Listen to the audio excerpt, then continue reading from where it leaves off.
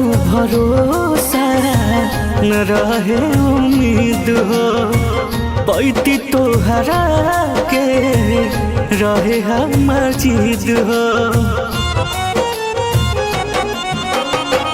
तुरलू भरोसा न रहे उम्मीद हो, पैती तोहरा के रहे हमर जिद हो।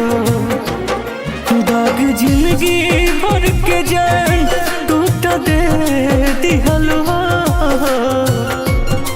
जान कही कही जान जान ले लिहल हो, जान कही कही जान तू तो ले लिहल हो।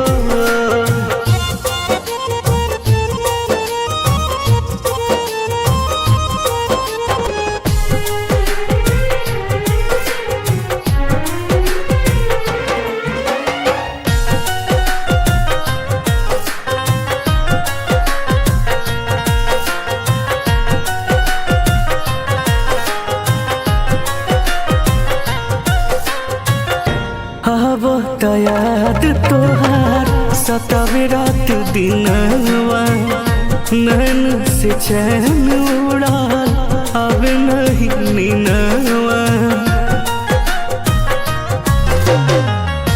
अब याद तोहार सतावे रात दिनवा, नैन से चैन उड़ाल अब नहीं नीनवा।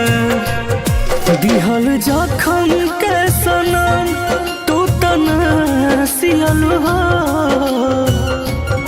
जान कही कही जान जान ले लिहल हो, जान कही कही जान जान ले लिहल हो।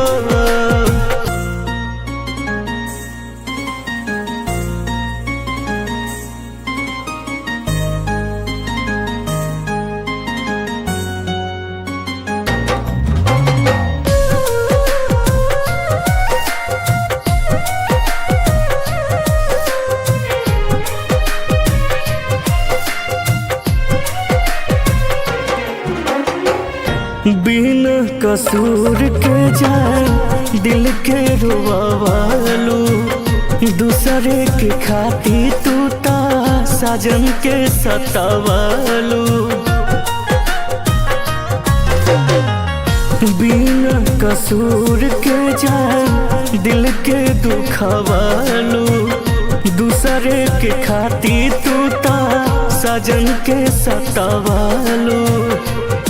मीठा बोली बिन के तू जहर पियालू हो,